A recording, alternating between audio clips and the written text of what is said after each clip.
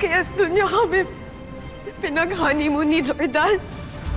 It's for your honeymoon. 1 week stay sa branch namin sa South. Napakasama ninyo ni Shaira! Ang sama niyo! Hindi niyo na inisip na may mga ibang taong maapektuhan. Pati yung anak ko, pati si Tori. Naulila sa ina niya. Nasira buong pamilya namin, Leon! Hindi niyo ba yun inisip? Paano niyo ito nagawa sa amin? Wala naman akong kinilalang tama, Christy. At wala akong pakialam kung may masaktan sa mga hayop na yan, basta makuha ko lang yung gusto ko. Dahil sa'yo, natuto ako magmahal. Nang dahil sa'yo, nagkaroon ng saysay ang buhay ko.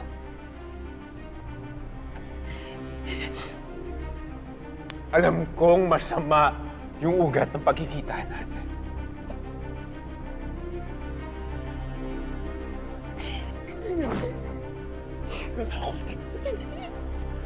Ako, tingnan mo dahil totoo nararamdaman ko para sa'yo. Dahil hanggang ngayon, totoong mahal na mahal kita. Kaya ako mo! Mahal mo ko? Ha? Mahal mo ko pero pinagloloko mo ko!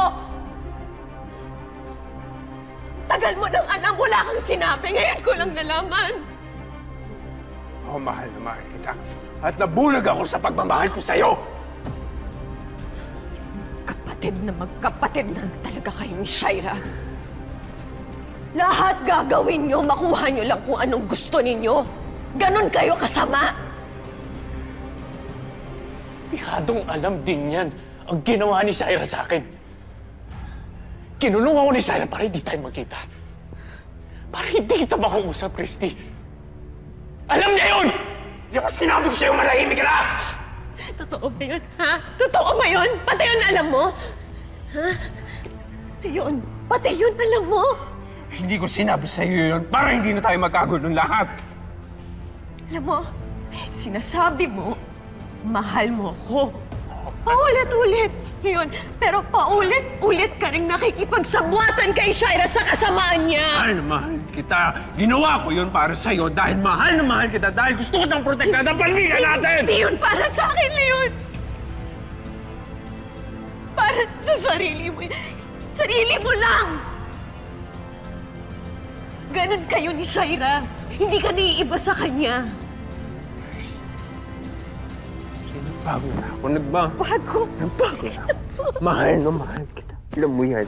Alam mo, mahal